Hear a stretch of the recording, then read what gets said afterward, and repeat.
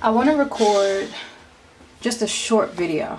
I'm going to make this as short as possible because in the future we'll have a more specific and detailed explanation of how to properly use the book. This is for my pre-order customers who are super excited about the book and don't want to wait until 2020 to use it. You're right, you can in fact use it now, and let's talk about that some. The first section of our book is called the self-assessment section, and I'm not sure if you can see that, so I'll just move it closer to the camera. But yep, self-assessment.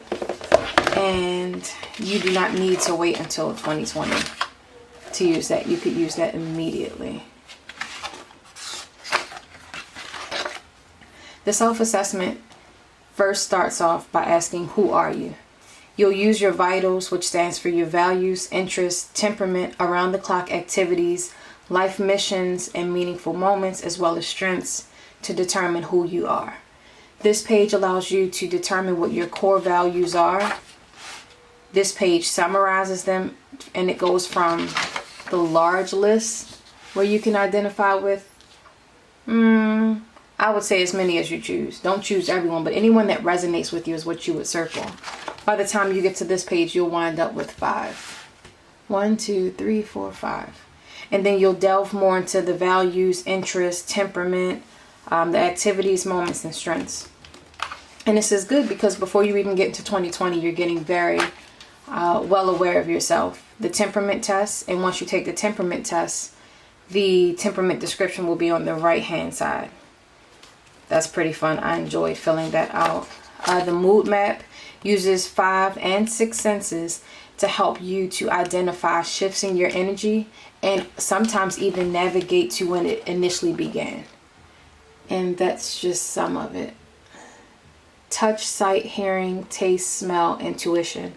And on the right hand side, you'll summarize all of those senses to figure out what you believe may be bothering you, and then try to figure out what you can do to stop that emotion. So that's good. And I give you a couple of pages of that.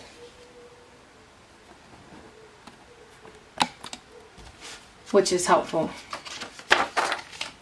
Next is, what is mindfulness? And I'm not going to explain to you what mindfulness is. Just know that by the time you finish the mood map, this is just like having a refreshing glass of lemonade after working in a hot summer sun.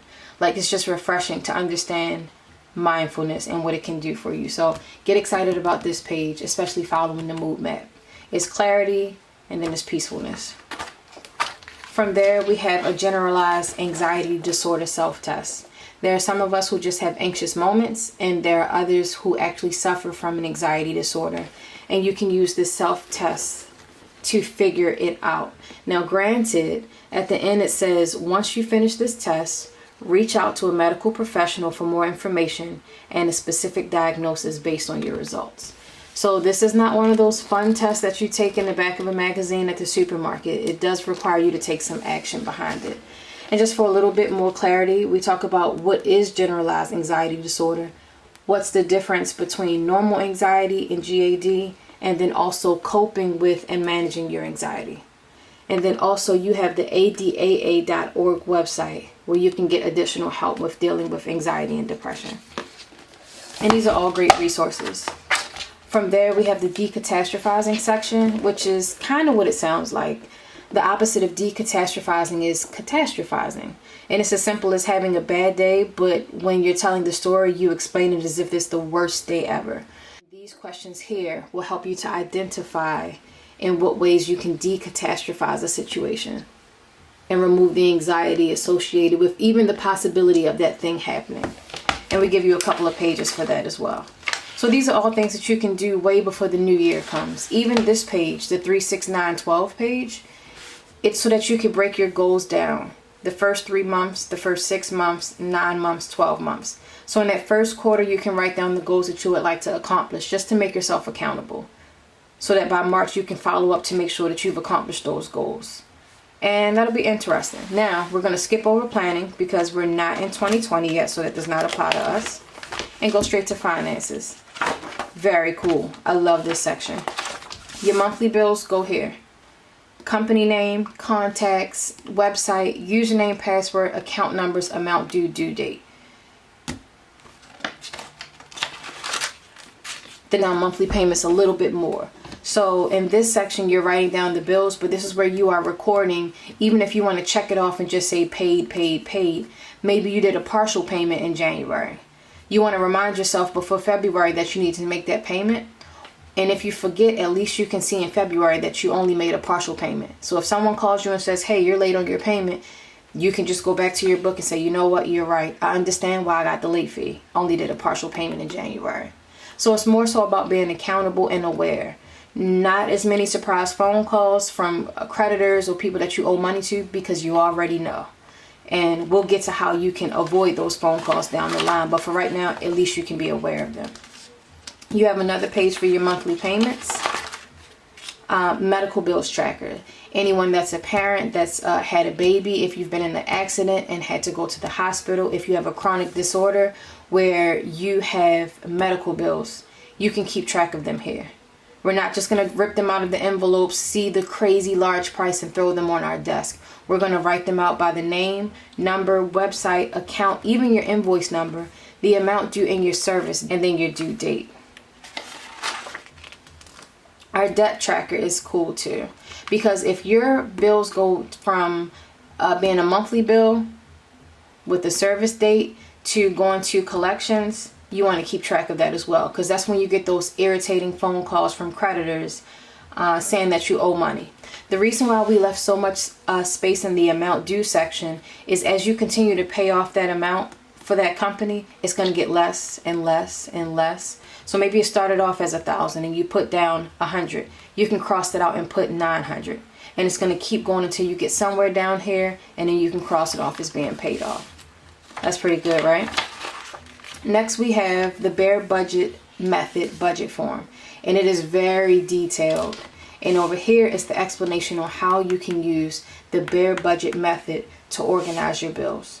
This is a fun one too. And in fact, we have an insert for the book that allows you to reach out to the CEO of the company, and for 33 minutes, you'll be able to ask her questions dealing with finances and budgeting for $22.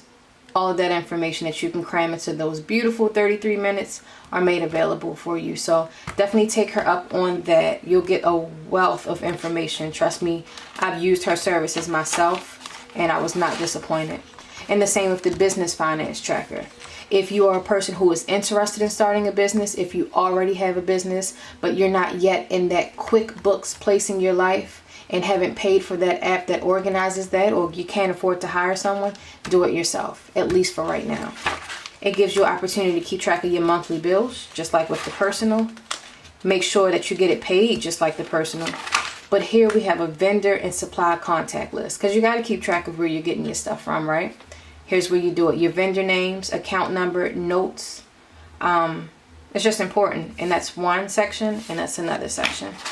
Your supply list. So if you get the same thing from a supplier all the time, you can write down the item number, the amount per price. So if they change the price, you can remind them, well, I've always purchased it from you at this price. Can we keep it that way? This just really allows you to be organized, which is what we're trying to do, establish some organization even within our business.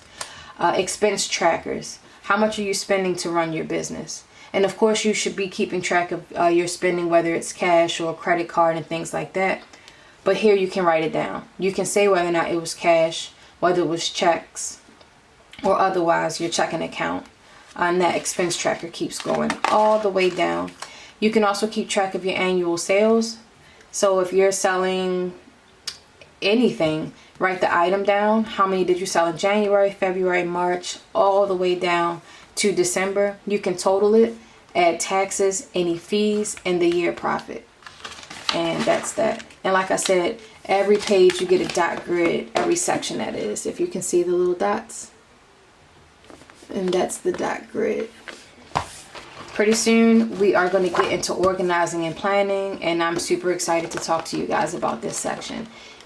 Very humble, simple section, but believe you me, you're going to get a lot out of it. So enjoy. See you guys soon.